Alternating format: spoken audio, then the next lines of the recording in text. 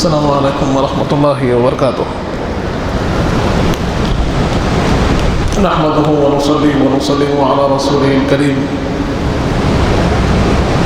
وعلى آله الطيبين الطاهرين وأصحابه الأكرمين أجمعين وعلى من تبعهم بإحسان إلى يوم الدين، أما بعد، وقال تعالى في شان حبيبه الكريم: إن الله وملائكته يصلون على النبي يا أيها الذين آمنوا صلوا عليه وسلموا تسليما اللهم صل على سيدنا محمد وعلى آل سيدنا مولانا محمد وبارك وسلم۔ پھر آ گیا عشرہ محرم، حسین پھر یاد آ رہے ہیں جو ان پہ قربا ہے جان و دل سے، پھر ان پہ آنسو بہا رہے ہیں۔ غم حسین خدا سب کو سرفراز کرے، یہی وہ غم ہے جو ہر غم سے بے نیاز کرے۔ حسینیت جسے کہیے وہ سب کے بس کی نہیں، خدا کی دین ہے وہ جس کو سرفراز کرے۔ برادران عزیز، جیسے ہم جانتے ہیں کہ یہ ماہ محرم، اس کو نسبت ہے شہدائے کربلا اور خصوصاً شہادت امام حسین علیہ السلام سے۔ پچھلے جمعے ہم نے شہادت حضرت عمر فاروق رضی اللہ عنہ کے بارے میں جانا، آپ کے فضائل، آپ کے مناقب اور آپ کے اوصاف و کمالات کے بارے میں ہم نے جاننے کی سعادت حاصل کی، اور آج ہم یہ کوشش کریں گے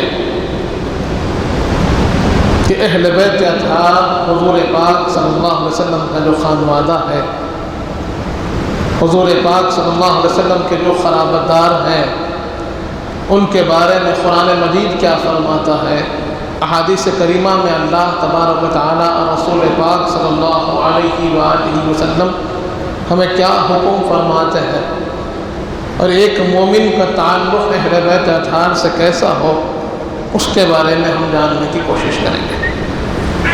سب سے پہلی بات، ہم نے بارہا اس آیت کریمہ کو سنا ہے، وہی آیت ہمارا مضمون ہوتی ہے کہ اللہ تبارک و تعالیٰ ارشاد فرما رہا ہے: قُلْ لَا أَسْأَلُكُمْ عَلَيْهِ أَجْرًا إِلَّا الْمَوَدَّةَ فِي الْقُرْبَى۔ قرآن مجید کی یہ معروف آیت کہ جہاں اللہ فرما رہا ہے کہ اے حبیب آپ فرما دیجئے، آپ لوگوں کو بتا دیجئے کہ میں تم سے کوئی اجر، کوئی معاوضہ، کوئی بدلہ طلب نہیں کرتا۔ کس بات کا بدلہ ہے؟ آپ جب شان نزول پڑھیں گے تو بات اور سمجھ میں آئے گی کہ جب حضور پاک صلی اللہ علیہ وسلم نے یہ حکم فرما دیا کہ اللہ تبارک و تعالیٰ فرما رہا ہے: قُلْ لَا أَسْأَلُكُمْ عَلَيْهِ أَجْرًا إِلَّا الْمَوَدَّةَ فِي الْقُرْبَى، کہ اے حبیب آپ فرما دیجئے کہ تم سے کوئی اجر، کوئی معاوضہ، کوئی بدلہ مطلوب نہیں ہے، إِلَّا الْمَوَدَّةَ فِي الْقُرْبَى، مگر میرے قرابت داروں سے محبت کرو۔ برادران عزیز، قرآن کا حکم ہے کہ حضور پاک کے قرابت داروں سے محبت کرنی چاہیے۔ یہ آیت کب نازل ہوئی؟ طبرانی شریف کی حدیث حضرت ابن عباس رضی اللہ عنہما اس کے راوی ہے، آپ فرماتے ہیں: لما نزلت هذه الآية قل لا أسألكم عليه أجرا إلا المودة في القربى قالوا يا رسول الله من قرابتك هؤلاء الذين وجبت علينا مودتهم۔ حضرت ابن عباس رضی اللہ عنہما فرما رہے ہیں کہ جب یہ آیت کریمہ نازل ہوئی تو ہم صحابہ کرام نے پوچھا: یا رسول اللہ، یہ آپ کے کون سے رشتہ دار ہے کہ جن کی محبت ہر ایک مومن پر قرآن سے واجب ہے؟ صحابہ کرام پوچھتے ہیں سرور کائنات سے، تو میرے آقا ارشاد فرماتے ہیں: علی وفاطمۃ وابناہما، یہ علی ہے، یہ فاطمہ ہے، ان دونوں کے دونوں شہزادے ہیں کہ جن کی محبت اللہ نے ہر مومن پر خصوصیت کے ساتھ واجب کی ہے۔ یہ آیت کب نازل ہوئی؟ حضور پاک صلی اللہ علیہ وسلم ہجرت فرما کر مکہ مکرمہ سے مدینہ منورہ تشریف لے گئے۔ ہم جانتے ہیں کہ آپ کا آبائی شہر مکہ مکرمہ، آپ کے رشتہ دار سارے مکہ مکرمہ میں ہے، مال و متاع، گھر دار، سب کچھ مکہ مکرمہ میں تھا، لیکن اسلام کی ترویج و اشاعت کے لیے، تبلیغ و آگے بڑھانے کے لیے حضور پاک نے کیا کیا؟ مکہ مکرمہ سے مدینہ منورہ ہجرت کر گئے۔ صحابہ کرام نے وہاں پر دیکھا، انصار صحابہ جو حضور کے جانثار تھے، انہوں نے غور کیا کہ سرور کائنات ہمارے لیے سب کچھ چھوڑ کر تشریف لائے ہیں، اور یہ دن بھی دیکھنے کو مل رہا ہے کہ سرور کائنات کے کاشان اقدس میں چولہا نہیں جلتا ہے، بھوک و پیاس کی کیفیت ہے، فاقہ کشی چل رہی ہے۔ انصار صحابہ کی غیرت و محبت یہ گوارا نہ کی، اور انصار صحابہ نے مشورہ کیا کہ ہمارے پاس جو کچھ ہوگا، جتنا بھی ہمارے پاس مال ہو، اناج ہو، کپڑا ہو، ہم حضور پاک کی بارگاہ میں لے جا کر پیش کر دیں گے۔ ہم سے حضور پاک کے گھر کا حال برداشت نہیں ہوتا، قربان جائیں ان کی محبتوں پر۔ انصار صحابہ اکرام کی وہ غیرت، وہ محبت کہ انہوں نے لا کر مال و متاع پیش کر دیا۔ سرور کائنات نے مال کو دیکھا، اناج کو دیکھا، پیسوں کو دیکھا، رکھے ہوئے ہیں۔ حضور پاک نے پوچھا کیا بات ہے، یہ کیوں لائے ہو؟ انہوں نے عرض کیا کہ یا رسول اللہ، آپ ہمارے لیے سب کچھ چھوڑ کر آ گئے، آپ ہمارے لیے تشریف لائے ہیں، ہماری تبلیغ کے لیے، ہماری ہدایت کے لیے، ہماری رہنمائی کے لیے، ہمارے لیے سب کچھ آپ نے چھوڑ دیا، اور آپ کے کاشان اقدس کے حال کو ہم دیکھتے ہیں کہ دو دن تین دن چولہا نہیں جل رہا ہے، پانی پی کر فاقے کے عالم میں آپ ہمارے درمیان میں تشریف فرما ہے۔ یہ ہماری محبت گوارا نہیں کرتی کہ ہم غلام کھائیں اور آقا کے گھر میں چولہا نہ جلے، یہ ممکن نہیں ہے۔ آپ ہماری تبلیغ و رہنمائی کے لیے تشریف لائے ہیں، اس لیے یہ ہماری طرف سے ہدیہ اور نذرانہ ہے، پیش فرمائیے کہ آپ کو ہم کچھ نہیں دے سکتے، یہ تو پیش کر سکتے ہیں۔ یہ بات ابھی ختم نہ ہوئی تھی، راوی لکھتے ہیں کہ تبھی جبرائیل حضور کی بارگاہ میں حاضر ہوئے اور عرض کیا اللہ آپ پر سلام بھیجتا ہے اور فرماتا ہے خُلْ لَا أَسْأَلُكُمْ عَلَيْهِ أَجْرًا إِلَّا الْمَوَدَّةَ فِي الْقُرْبَى، کہ اے حبیب آپ ان سے فرما دیجیے کہ میں جو تبلیغ کر رہا ہوں، میں جو دین کی اشاعت کر رہا ہوں، تم کو صحیح راستہ دکھا رہا ہوں، اللہ کی وحدانیت کی طرف بلا رہا ہوں، تو میں اس کے بدلے میں تم سے کوئی اجر، کوئی معاوضہ، کوئی بدلہ طلب نہیں کرتا، یہ تو میرا فریضہ ہے، میری بعثت کے مقاصد میں سے ایک مقصد تمہاری تبلیغ ہے، دین کو پہنچانا ہے، تو اس لیے اس پر کوئی اجر، کوئی معاوضہ نہیں ہے۔ لیکن اللہ فرماتا ہے کہ اگر تم میرے لیے کچھ کرنا چاہتے ہو تو میرے خرابتاروں سے محبت کرو۔ برادران عزیز، کانسیپٹ ہمارے سامنے واضح ہے کہ انصار صحابہ اکرام حضور پاک کو خوش کرنا چاہتے تھے، حضور پاک کی بارگاہ میں ہدیہ پیش کرنا چاہتے تھے، حضور پاک کو نذرانے عقیدت پیش کرنا چاہتے تھے، تو پروردگار عالم نے فرما دیا کہ اگر تم میرے حبیب کو خوش کرنا چاہتے ہو تو میرے حبیب سرور کائنات ہے، سید الانبیاء ہے، کہ سارا عالم ان کے صدقے میں پلتا ہے، تو مال و متاع سے وہ خوش ہونے والے نہیں ہیں، مال و دولت کی انہیں ضرورت نہیں ہے۔ اگر تم میرے حبیب کو خوش کرنا چاہتے ہو تو ان کے رشتہ داروں، ان کے خرابتداروں، ان کی اہل بیت اطہار سے محبت کرو، تو تم ان سے محبت کرو گے، میرے حبیب تم سے خوش ہو جائیں گے۔ اور ہم کو حدیث پاک میں واضح طور پر اس کی دلیل ملتی ہے، سنن ترمذی میں حدیث موجود ہے، ابن ماجہ شریف میں ہے، نسائی شریف میں ہے کہ حضور پاک نے ارشاد فرمایا، مسند امام احمد بن حنبل کے اندر بھی حدیث موجود ہے کہ حضرت میرے آقا ارشاد فرماتے ہیں کہ تم میری اہل بیت اطہار سے محبت کرو میری خاطر، میری نسبت کی خاطر، میری خوشی کی خاطر۔ کس سے محبت کرو؟ میری اہل بیت اطہار سے۔ احب اہل بیتی لحبی، فرمایا کہ اہل بیت اطہار سے محبت کرو میری نسبت، میری محبت کی خاطر، کہ تم میری محبت چاہتے ہو تو ان سے محبت کرو۔ برادران عزیز اس سے بڑھ کر کیا؟ اسی طرح ہم نے جانا ہے، حاکم کی حدیث ہمارے سامنے ہے، حضرت سلمان فارسی رضی اللہ عنہ فرماتے ہیں حضور پاک نے فرمایا الحسن والحسین ابنایا، کہ حسن اور حسین یہ میرے بچے ہیں، من احبہما فقد احبنی، من احبنی احبہ اللہ، من احبہ اللہ ادخلہ الجنہ، کہ جو ان دونوں سے محبت کرتا ہے وہ مجھ سے محبت کرتا ہے، اور جو مجھ سے محبت کرتا ہے اللہ ان سے محبت کرتا ہے، اور اللہ جس سے محبت کرتا ہے اس کا مقام جنت بنا دیتا ہے۔ ایسے انگنت احادیث ملیں گے۔ حضرت اسامہ بن زید رضی اللہ عنہ سے روایت منقول ہے، آپ فرماتے ہیں کہ ایک رات میں اپنی حاجت کی، ایک مسئلے کی خاطر، ایک حاجت کی خاطر حضور پاک کی بارگاہ میں حاضر ہوا۔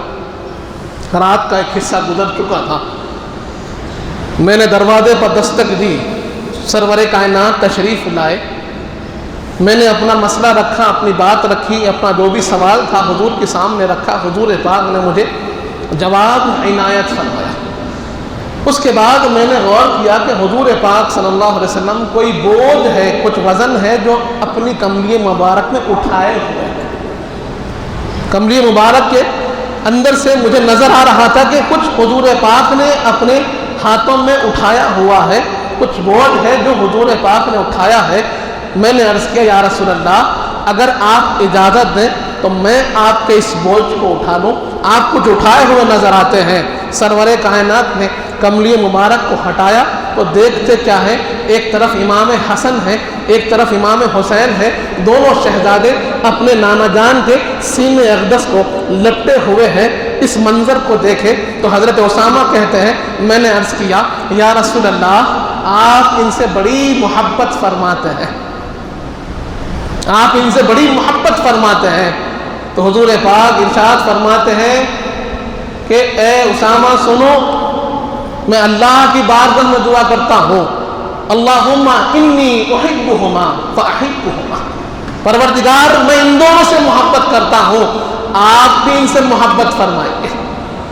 وَأَحِبُّ مَن يُحِبُّهُمَا، اور ان سے بھی آپ محبت کیجیے رب ذوالجلال جو ان دونوں سے محبت کرتے ہیں۔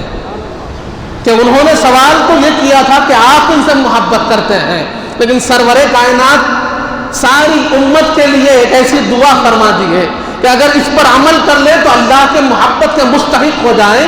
کہ حضور فرماتے ہیں پروردگار میں ان سے محبت کرتا ہوں، آپ بھی ان دونوں شہزادوں سے محبت کیجئے، اور صرف ان دونوں سے نہیں بلکہ جو میرا امتی یہ دونوں میرے شہزادوں سے امام حسن و حسین سے محبت کرتا ہے، میں اس کے حق میں دعا کرتا ہوں پروردگار جو میرے حسن و حسین سے محبت کرے پروردگار آپ ان سے محبت کیجئے۔ برادران عزیز یہ نبی کی دعا ہے، کبھی خالی نہیں جاتی، اور امت کے حق میں حضور پاک نے دعا فرمائی ہے کہ جو امام حسن امام حسین علیہ السلام سے محبت کرے اللہ ان سے محبت فرمائے، اللہ ان سے محبت فرمائے۔ ایک بندہ مومن کو چاہیے کیا؟ رب کی محبت کی تو چاہیے، یہ وسیلہ ہے اللہ کی محبت کا۔ برادران عزیز ایک اور حدیث پاک میں آتا ہے حضور پاک صلی اللہ علیہ وسلم دونوں شہزادوں کو ہاتھ میں تھامے ہوئے ہیں۔ حدیث سننا چاہیے، یہ حدیث پاک کو سمجھنا چاہیے کہ کیا مقام ہے اہل بیت اطہار کی محبت کا۔ حضور پاک صلی اللہ علیہ وسلم دونوں شہزادوں کو ہاتھ پکڑے ہوئے ہیں اور ارشاد فرماتے ہیں من احب ہذین واباہما وامہما کان معی فی الجنہ۔ کیا فرماتے ہیں؟ حدیث پاک کے الفاظ ہیں، حضور فرماتے ہیں جو ان دونوں شہزادوں سے محبت کرے، ان کے والد بزرگوار سے محبت کرے، ان کی اما جان سیدہ فاطمہ زہرا سے محبت کرے، کانا معی فی الجنہ، تو وہ میرے ساتھ جنت میں ہوگا۔ الصواعق المحرقہ میں امام ابن حجر مکی حیتمی نے ان تمام روایات کو جمع فرمایا۔ الریاض النظرہ کے اندر امام طبری نے جمع فرمایا ہے۔ برادران عزیز واضح احادیث ہمارے سامنے کہ اہل بیت اطہار کی محبت قرآن کا حکم اور احادیث کریمہ میں جا بجا بار بار حضور پاک نے سمجھایا ہے اہل بیت اطہار کی محبت کو سمجھو، ان سے محبت کرو، کیونکہ یہ حضور پاک کے لخت جگر ہے۔ اس کے بعد قرآن اہل بیت اطہار کی عظمت کو سمجھا رہا ہے، کیونکہ قرآن مجید یہ ہماری دستور حیات ہے، زندگی کا سلیقہ سکھانے والی کتاب قرآن ہے، دین پر چلنے کا طریقہ سکھانے والی کتاب قرآن ہے۔ تو قرآن مجید ہم کو اہل بیت اطہار کا مقام بھی بتا رہی ہے، اور ارشاد ہوتا ہے انما یرید اللہ لیذھب عنکم الرجس اہل البیت ویطہرکم تطہیرا۔ آیت تطہیر جسے کہا جاتا ہے کہ اللہ فرما رہا ہے، یقیناً اللہ نے ارادہ فرمایا ہے کہ نبی پاک صلی اللہ علیہ وسلم کی اہل بیت اطہار سے ہر ایک پلیدگی، ہر ایک خرابی، ہر ایک نجاست، ہر ایک رجس کو دور کر دے۔ فَأَذْهِبْ عَنْهُمُ الرِّجْسَ وَطَهِّرْهُمْ تَطْهِيرًا، اور ان کو پاک و صاف، مزکا اور مصفا کر دے۔ برادران عزیز، اللہ کا ارادہ یہ ہے کہ وہ حضور پاک کے خانوادے کو، حضور پاک کے اہل بیت اطہار کو پاک و صاف کرنا چاہتا ہے، ہر ایک خرابی کو ان سے دور کر دینا چاہتا ہے۔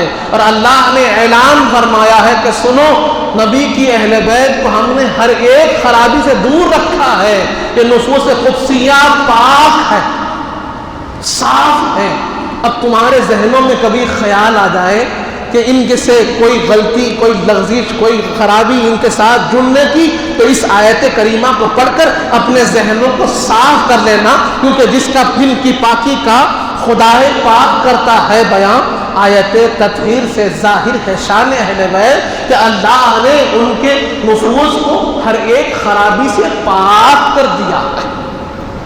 اب کوئی خرابی ان کی طرف نسبت نہیں ہو سکتی۔ اب یہ آیت کریمہ نازل ہوئی، دیکھیے اس کا شان نزول دیکھیے تو بات اور سمجھ میں آئے گی۔ سنن ترمذی کی حدیث ہے، اسی طرح مسلم شریف میں بھی حدیث موجود ہے، اسی طرح آپ دیکھیں گے مسند امام احمد میں بھی حدیث موجود ہے۔ سنن ترمذی کی حدیث میں آپ کے سامنے پیش کر رہا ہوں، حضرت عمر بن ابی سلمہ رضی اللہ عنہ اس کے راوی ہے، آپ فرماتے ہیں لما نزلت حاضر آیا انما یرید اللہ لیذھب عنکم الرجس اہل البیت ویطہرکم تطہیرا فی بیت ام سلمۃ دعا رسول اللہ صلی اللہ علیہ وآلہ وسلم فاطمۃ والحسن والحسین وجللهم بکساء وعلی خلف ظہرہ وجللہ بکساء ثم دعا اللہم ہؤلاء اہل بیتی فاذھب عنہم الرجس وطہرہم تطہیرا، او کما قال رسول اللہ صلی اللہ علیہ وسلم۔ حضرت عمر بن ابی سلمہ رضی اللہ عنہ اس کی روایت فرماتے ہیں، آپ فرماتے ہیں کہ جب یہ آیت کریمہ آیت تطہیر نازل ہوئی تو حضور پاک صلی اللہ علیہ وسلم بی بی ام سلمہ رضی اللہ عنہا کے مقام میں تشریف فرماتے ہیں، وہاں پر یہ آیت کریمہ نازل ہوئی، اور یہ آیت نازل ہوئی تو حضور پاک صلی اللہ علیہ وسلم نے بی بی فاطمہ الزہرا سلام اللہ علیہا کو بلوایا، سیدہ کائنات کو بلوایا۔ آپ کے ساتھ امام حسن بھی تھے، امام حسین بھی تھے، دونوں شہزادوں کو اپنے اطراف میں بٹھا لیا اور اپنی چادر میں ڈھانک لیا، اور آپ کے پیچھے حضرت مولا علی آئے، آپ کو اشارہ دیا بیٹھ جاؤ، چادر میں آپ کو شامل کر لیا۔ اس کے بعد اللہ کی بارگاہ میں دعا کی، اللہم ہؤلاء اہل بیتی فاذھب عنہم الرجس وطہرہم تطہیرا۔ پروردگار عالم، آیت تطہیر میں آپ نے میری اہل بیت اطہار کی پاکی کا اعلان فرمایا، اور آپ نے بیان فرمایا کہ اللہ تبارک و تعالی نبی کی اہل بیت اطہار کو پاک و صاف کرنا چاہتا ہے، مزکا اور مصفا کرنا چاہتا ہے۔ تو پروردگار یہ میری اہل بیت ہے، یہ میری اہل بیت ہے، ان کو پاک و صاف کر دیجیے، ان سے ہر ایک پلیدگی کو دور کر دیجیے، ہر ایک رجس، ہر ایک نجاست کو ان سے دور کر دیجیے۔ حضور پاک صلی اللہ علیہ وسلم ان شہزادوں کو اپنی چادر پاک میں اوڑھ کر دعا فرماتے ہیں، پروردگار یہ میری اہل بیت ہے، یہ میری اہل بیت ہے۔ تو اس کے بعد اما جان بی بی ام سلمہ رضی اللہ عنہ فرماتی ہے وَأَنَا مَعَهُمْ یا رسول اللہ، یا رسول اللہ میں بھی ان کے ساتھ شامل ہونا چاہتی ہوں۔ تو راوی کہتے ہیں کہ حضور پاک نے اشارے سے روک دیا اور فرمایا انتی علی مکانکی انتی علی خیر، اے ام سلمہ آپ کا مقام تو بلند ہے، آپ تو اپنے مقام پر بہتری پر ہے، لیکن میں قیامت تک آنے والے مسلمانوں کو بتانا چاہتا ہوں، میرے امتیوں کو سمجھانا چاہتا ہوں، کیونکہ میری نگاہیں دیکھ رہی ہے کہ میرے بعد کیا ہونے والا ہے، میرے شہزادوں کے ساتھ لوگ کیا کرنے والے ہیں، میں دیکھ رہا ہوں۔ وہ بعد میں یہ نہ کہے کہ مجھے معلوم نہ تھا، ہمیں معلوم نہ تھا، ان کو سمجھانا چاہتا ہوں کہ میری اہل بیت ہے، ان سے محبت کرو، ان سے محبت کرو۔ برادران عزیز، ایسے سینکڑوں احادیث ہم کو ملتے ہیں۔ حجۃ الوداع کا موقع ہے، حضور پاک صلی اللہ علیہ وسلم ارشاد فرماتے ہیں انی تارکم فیکم الثقلین، کہ میں تمہارے درمیان میں دو بھاری چیزیں چھوڑے جا رہا ہوں، ما ان اخذتم لن تضلوا ابدا، اگر تم ان کو تھامے رکھو گے کبھی گمراہ نہیں ہوگے۔ کتاب اللہ، اللہ کی کتاب، وہ اہل بیتی عترتی، اور میری اہل بیت، میری اہل بیت، اگر تم ان کو تھامے رکھو گے کبھی گمراہ نہیں ہوگے۔ برادران عزیز، واضح الفاظ ہے، اور اکابر محدثین نے نقل فرمایا ہے حدیث پاک کو۔ کیا فرمایا گیا کہ دو چیزوں کو کبھی چھوڑنا نہیں۔ ایک ہے اللہ کی کتاب، قرآن مجید، جس کو ایک اور حدیث پاک میں حضور نے فرمایا حبل ممدود بین السماء والارض، یہ وہ کتاب ہے جو زمین و آسمان کے درمیان ایک رسی ہے، اس کو تھامے رکھو تم گمراہ نہیں ہوگے۔ اور دوسری چیز فرمائی، دوسری چیز کیا ہے؟ میری اہل بیت، میرے گھر والے، ان کی محبت کو تھامے رکھو کبھی تم گمراہ نہیں ہوگے۔ اور اہل بیت اتحاد کی محبت کیا ہے؟ یہ ایمان کا حصہ ہے۔ سنن نسائی کی حدیث ہمارے سامنے ہے، حضرت عباس رضی اللہ عنہما اس کے راوی ہے، آپ فرماتے ہیں ایک مرتبہ میں ایک راستے سے گزرا تو وہاں پر کچھ لوگ ایسے بیٹھے تھے جنہوں نے مجھے دیکھا تو غیروں کی طرح سلوک کیا، نام نہاد مسلمان لوگ تھے، لیکن حضرت عباس حضور کے قدردان ہیں۔ آپ کہتے ہیں کہ میں اس جماعت کے پاس سے گزرا، اس گروپ کے پاس سے گزرا تو انہوں نے اپنی باتوں کو روک لیا، جیسے محفل میں کوئی غیر آ جائے تو جیسے لوگ بات کو روک لیتے ہیں، کچھ خاص بات چل رہی ہو، کوئی غیر آ گیا تو لوگ کیا کرتے ہیں؟ اپنی باتوں کو روک لیتے ہیں، چہروں پر ایک الگ سا تعصب، الگ سے ان کے ایکسپریشنز ہو جاتے ہیں کہ یہ کون آ گئے، انہوں کیوں آ گئے بھائی ہمارے پاس۔ ایسا ایکسپریشن، ایسا تعصب، ایسی کیفیت اس محفل میں حضرت عباس رضی اللہ عنہ کے ساتھ ہوئی۔ آپ نے بڑا آکورڈ فیل کیا، وہاں پر آپ کو بڑے دل کو رنج گزرا کہ میں ان کے درمیان آیا ہوں، حضور کے چاچا ہیں، درمیان آئے ہیں تو لوگوں کو خوشی ہونی چاہیے، لیکن لوگوں کو خوشی نہیں ہوئی، تکلیف ہوئی۔ ان کی تکلیف سے حضرت عباس نے اپنے قلب میں تکلیف کو محسوس کیا، اور آپ کہتے ہیں کہ میں حضور پاک کی بارگاہ میں جا کر عرض کیا یا رسول اللہ آج میرے دل کو بڑی تکلیف پہنچی ہے، میرے دل کو آج بڑا رنج پہنچا ہے۔ میرے آقا نے پوچھا کیا بات ہے، کیا چیز نے آپ کو تکلیف دی؟ آپ نے سارا ماجرا سنایا اور کہا کہ میرے ساتھ غیروں کی طرح سلوک کیا گیا۔ حضرت عباس کی تکلیف کو سنے تو سرور کائنات سید الانبیاء کے چہرے پر غصے کے آثار نمودار ہو گئے۔ حضرت عباس فرماتے ہیں فغضب غضبا شدیدا، سرور کائنات کے چہرے پر غصے کے آثار نمودار ہوئے، خود غصے میں آ کر حضور پاک نے فرمایا سنو لن يدخل قلب رجل الایمان حتی یحبکم للہ ولخرابتی، اور کما قال رسول اللہ صلی اللہ علیہ وسلم۔ حضرت عباس فرماتے ہیں کہ حضور پاک نے فرمایا جان لو ہرگز کسی شخص کے دل میں تب تک ایمان داخل نہیں ہوگا، کسی شخص کے دل میں اس وقت تک ایمان داخل نہیں ہوگا جب تک کہ وہ اللہ کی خاطر اور میری خرابت داری کی خاطر، میری نسبت کی خاطر تم سے محبت نہ کرے۔ کرے۔ اے میرے گھر والوں، تم سے جب تک اللہ کی خاطر اور میری محبت کی خاطر لوگ تم سے محبت نہ کرے، ان کے دل میں ایمان داخل ہی نہیں ہوگا۔ برادران عزیز، سوچنے والی بات ہے، اگر ایمان ہی داخل نہ ہو، ہم جانتے ہیں کہ سارے اعمال کا دار و مدار، سارے اعمال کی بنیاد اور اس کا فاؤنڈیشن کوئی چیز ہے تو ایمان ہے۔ اور کسی کے پاس ایمان نہیں، کسی کے دل میں ایمان نہیں، اور لاکھ عمل کرے، لاکھ سجدے کرے، لاکھ روزے رکھے، لاکھ حج، لاکھ عمرے کرے، صدقات و خیرات کرے، ہم جانتے ہیں کہ اس کو کوئی فائدہ حاصل نہیں ہوگا، کیونکہ اس کے دل میں ایمان ہی نہیں۔ اور ایمان کے قلب میں آنے کی شرط حضور پاک نے رکھی ہے کہ جب تک اللہ کی خاطر اور سرور کائنات کی نسبت کی خاطر اہل بیت اطہار سے محبت نہ ہو، اس دل میں جب تک ایمان داخل ہی نہیں ہوگا۔ اس کی ایک اور حدیث ہم کو حاکم اور مسند امام احمد اور طبرانی کے اندر ملتی ہے۔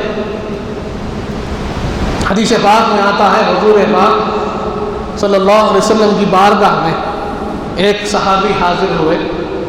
حضور پاک نے ارشاد فرمایا کہ لوگوں سنو، اگر کوئی شخص اس حال میں مر جاتا ہے،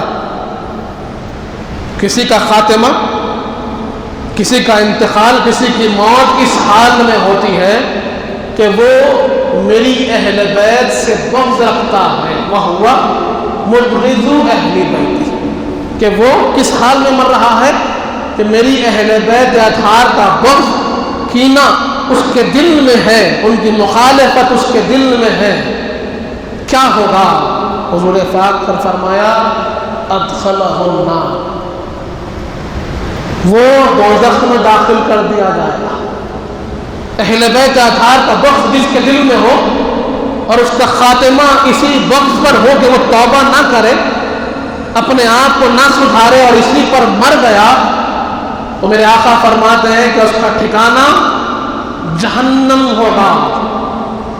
جب یہ بات سنی، اتنی بڑی وعید، اتنی بڑی وعید سنے تو صحابہ کرام نے عرض کیا، یا رسول اللہ، ان صاما و صلی، وہ شخص اگر نماز بھی پڑھ رہا ہے، اگر روزہ بھی رکھ رہا ہے، تو کیا اس کے باوجود بھی وہ اس کا ٹھکانہ جہنم ہوگا؟ حضور پاک نے فرمایا ان صام و صلی بین الحجر والرکن، ایک اور حدیث پاک میں بین الحجر والمقام، کہ اگر وہ بیت اللہ کے سامنے کھڑا ہے، اللہ کے گھر کے سامنے حجر اسود اور مقام ابراہیم کے درمیان میں کھڑا ہو کر، رکن کے سامنے کھڑا ہو کر نماز پڑھ رہا ہے، حالت روزہ میں ہے، اور اس کے دل میں اہل بیت اطہار کا بغض ہے، تو حضور پاک فرماتے ہیں وہاں بھی نماز پڑھنا اس کو فائدہ نہ دے گا، اس کا ٹھکانہ جہنم ہوگا۔ وجہ یہ ہے کہ جب تک اہل بیت اطہار کی محبت دل میں نہ ہو، ایمان نہیں ہوتا، اور ایمان کے بغیر کوئی عمل کام کا نہیں ہوتا، کوئی عمل کام کا نہیں۔ حدیث پاک کے واضح الفاظ ہیں۔ برادران عزیز، تو اگر ہم کو اپنے اعمال کو مضبوط کرنا ہے، اپنے آپ کو اللہ کے قریب کرنا ہے، اللہ کا محبوب بنانا ہے، تو اس کا ایک قوی ذریعہ اہل بیت اطہار کی محبت ہے۔ برادران عزیز، ہمیں معلوم ہے، یہ بات واضح ہے کہ امتی پر حضور پاک صلی اللہ علیہ وسلم کی سنتوں کی پابندی ضروری ہے، کہ حضور پاک صلی اللہ علیہ وسلم نے جیسے ہمیں سکھایا ہے ویسے کرنا ضروری ہے، حضور پاک کی سنتوں کو اختیار کرنا ضروری ہے۔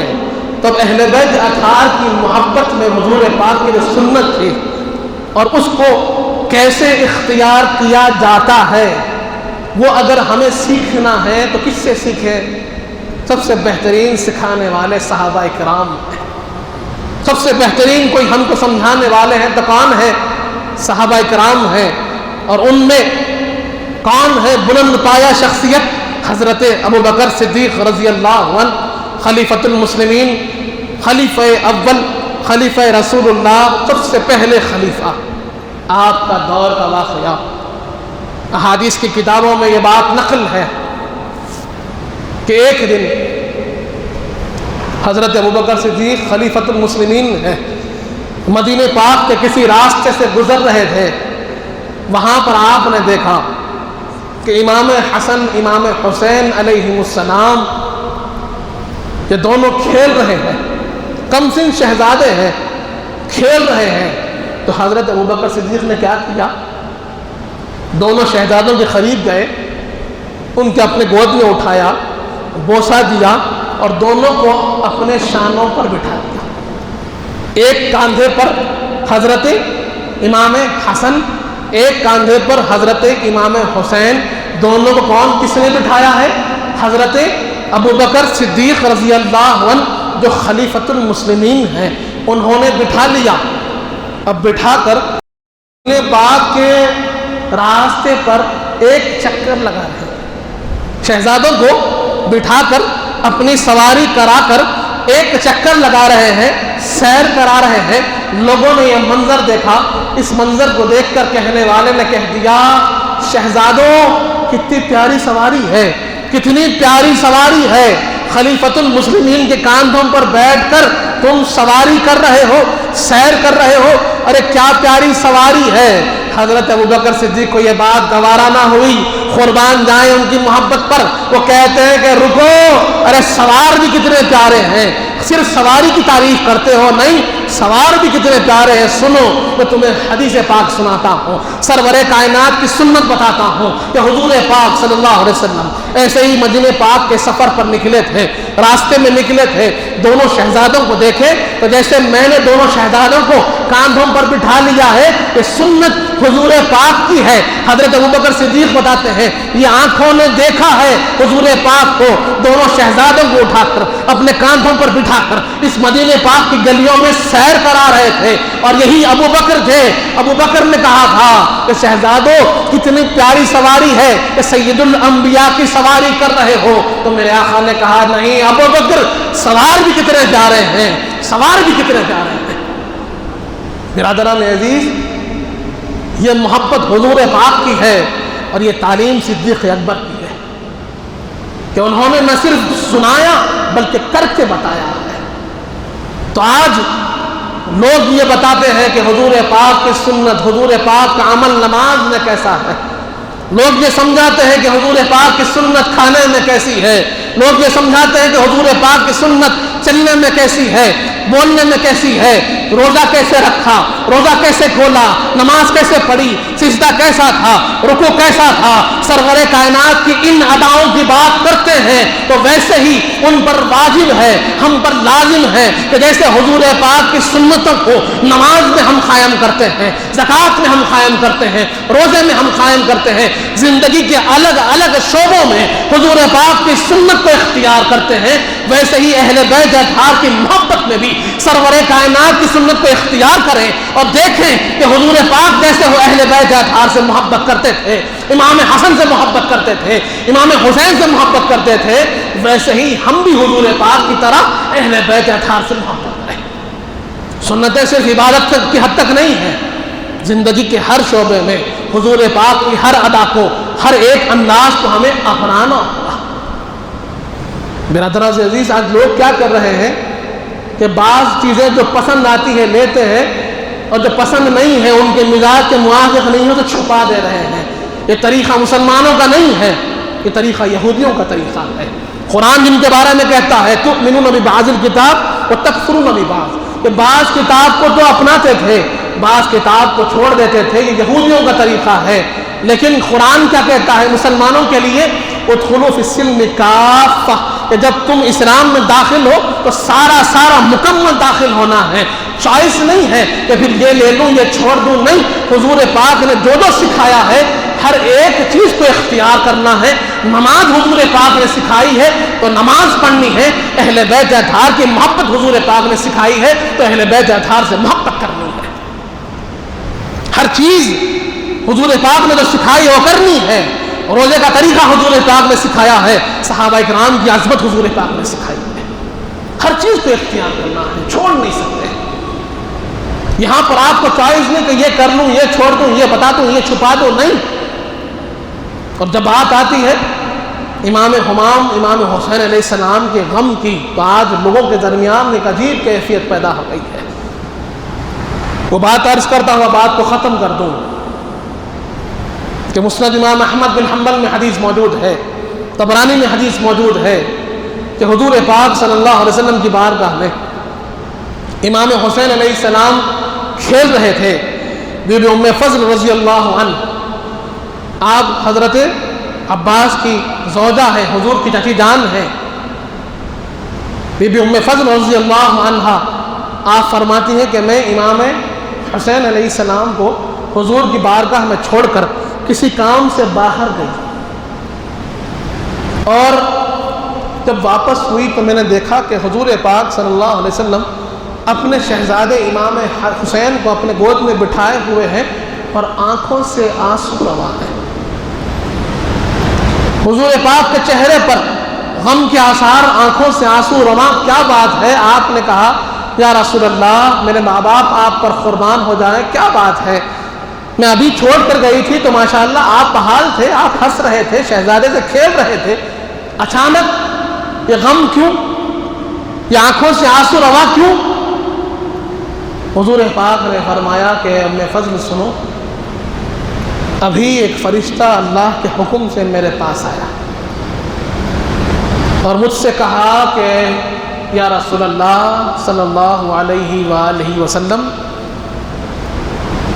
یا آپ کے جو شہزادے ہیں جن سے آپ بڑی محبت کرتے ہیں، اس شہزادے کو آپ کی امت شہید کر دے گی، اس لیے میرے آنکھوں سے آنسو رواں ہے کہ میں نے یہ خبر سنی ہے کہ میرے شہزادے کو میری امت شہید کر دے گی۔ تو یہ میرے شہزادے کی شہادت کی خبر، ان کا تذکرے شہادت مجھے رلا دیا۔ اسی لیے دادا پیر قبلہ سید الشیوخ رحمۃ اللہ علیہ فرماتے ہیں کہ خلیق اس واقعے کے قبل روتے تھے رسول اللہ، خلیق اس واقعے کے قبل روتے تھے رسول اللہ، انہی کی پیروی میں ہم بھی اب آنسو بہاتے ہیں۔ برادران عزیز، آج جب لوگ غم کی بات کرتے ہیں، غم حسین کی بات ہوتی ہے، تو لوگ کہتے ہیں غم 3 دن کا 4 دن کا، ایسے نہیں۔ آپ کو حضور پاک کے عمل مبارک کو دیکھنا ہوگا۔ ابھی امام حسین وہاں پر تشریف فرما ہے، کم سنی کا عالم ہے، لیکن حضور پاک کو کیا چیز رلاتی تھی؟ ذکر شہادت امام حسین رلاتا تھا۔ حضور پاک کے غم کی وجہ کیا تھی؟ ذکر شہادت امام حسین حضور پاک کی غم کے وجہ تھی۔ تو آج بھی وہی علت، وہی سبب، وہی وجہ قائم ہے کہ جو چیز حضور پاک کو غمگین کرتی تھی وہ امام حسین کے شہادت کا ذکر تھا۔ تو آج بھی جب ہم شہادت کا ذکر کرتے ہیں تو حضور پاک کی سنت یہ ہے کہ جب جب تم ذکر شہادت سنو تو تم غم کو محسوس کرو، غم کو محسوس کرنا کہ حضور پاک کی سنت ہے، آنکھوں سے آنسو رواں ہونا کہ حضور پاک کی سنت ہے۔ آج لوگ کوشش کر رہے ہیں کہ نہیں غم کی ضرورت نہیں ہے، تو یہ بات یاد رکھیں کہ یہ غم حضور پاک کا غم ہے۔ اس لیے حضرت شیخ الاسلام نے فرمایا کہ غم حسین خدا سب کو سرفراز کرے، یہی وہ غم ہے جو ہر غم سے بے نیاز کرے، کیونکہ یہ غم سرور کائنات کا غم ہے، اور جب امتی اپنے آقا کے غم میں شامل ہو جاتا ہے تو اللہ کے ایسا کرم، ایسا فضل اس پر نازل ہو جاتا ہے کہ پھر اللہ اس سے ہر دوسرے غم کو دور کر دیتا۔ دنیا کا کوئی غم اس کو نہیں لگتا، کیونکہ اس نے اپنے آقا کے غم کو اپنا غم بنا لیا۔ تو آج لوگ کوشش کرتے ہیں اہل بیت اطہار کی محبت سے دور کرنے کی، ان کے غم سے دور کرنے کی، ان کے کردار سے، ان کے اخلاق سے دور کرنے کی۔ نہیں، آپ کو ان سے جڑنا ہوگا، کیونکہ حدیث پاک کے الفاظ ہے، حضور پاک نے فرمایا اجبوا اولادکم علی 3 خصال، کہ تم اپنے بچوں کی تربیت 3 چیزوں پر کرو: حب نبیکم وحب اہل بیتہ وتعلیم القرآن۔ سب سے پہلے اپنے بچوں کو نبی پاک کی محبت سکھاؤ، حضور پاک کی محبت سکھاؤ، رسول پاک کی محبت سکھاؤ، اس کے بعد اہل بیت اطہار کی محبت سکھاؤ، اس کے بعد قرآن مجید کی تعلیم دو۔ یہ 3 چیزوں پر اپنے بچوں کی تربیت کریں گے، بچے کامیاب ہوں گے، بچے کامران ہوں گے، بچے خوب ترقی پائیں گے۔ گمراہی سے بچے رہیں گے۔ برادران عزیز، تو ہمارا یہی فرض ہے کہ حضور پاک صلی اللہ علیہ وسلم کی جو سنت ہے، حضور پاک کا جو طریقہ ہے، اس طریقے پر چلیں اور اہل بیت اطہار سے اپنے تعلق کو مضبوط رکھیں، کیونکہ جو ان سے جڑتا ہے وہ کامیاب ہوتا ہے اور جو ان سے کٹتا ہے وہ ناکام و ذلیل ہوتا ہے۔ حدیث پاک کے الفاظ ہے مثل اہل بیتی کسفینۃ نوح من رکب فیہا نجا ومن تخلف عنہا غرقا، کہ جو میرے اہل بیت اطہار کی مثال نوح علیہ السلام کی کشتی کی مانند ہے کہ جو ان سے جڑ گیا کامیاب ہو گیا، اور جو ان سے چھوٹ گیا، جو ان سے منہ موڑ لیا، ان سے دور ہو گیا، وہ ناکام ہو گیا۔ حدیث پاک کے واضح الفاظ ہے، تو جو کامیاب ہونا چاہے وہ اہل بیت اطہار سے جڑ جائیں گے۔ اللہ تعالیٰ سے دعا ہے مالک جب تک زندہ رکھ، سلام پر رکھ، موت ایمان پر دے، وقت نزا حضور پاک صلی اللہ علیہ وسلم کا دیدار نصیب فرما مالک، ہمیں نیک اور صالح متقی و پرہیزگار بنا، ہمارے گناہوں کو معاف فرما، ہمارے گناہوں کو نیکیوں سے تبدیل کر دے مالک، ہم میں جو پریشان حال ہیں ان کی پریشانیوں کو دور فرما، ہم میں جو بیمار ہیں انہیں شفاء کامل عطا فرما، ہم میں جو مقروض ہیں ان کے قرضوں کو عطا فرما، جو کچھ کہے ہیں جو کچھ سنے ہیں اس پر عمل کرنے کی توفیق عطا فرما، حضور پاک صلی اللہ علیہ وآلہ وسلم کا سچا غلام و امتی بنا مالک، اہل بیت اطہار کا سچا غلام بنا، صحابہ کرام کا چاہنے والا بنا، اولیاء اللہ کا چاہنے والا بنا، ان کے بتائے ہوئے راستے پر چلنے کی توفیق عطا فرما۔ وصلی اللہ تعالی علی خیر خلقہ سیدنا محمد وآلہ وصحبہ اجمعین والحمد للہ رب العالمین۔ برادران فرمائیں کہ انشاءاللہ 15 اگست بروز اتوار اردو مسکن خلوت میں عظیم الشان دین است حسین کانفرنس منعقد ہو رہا ہے۔ یہ 10واں سالانہ کانفرنس ہے، جہاں پر نعت شریف، جہاں پر منقبت بھی ہوگی، جہاں پر بیانات بھی ہوں گے اور اہل بیت اطہار کا تذکرہ بھی ہوگا۔ تو آپ سب سے خواہش ہے، میری خاص خواہش ہے کہ آپ لوگ تشریف لائیں۔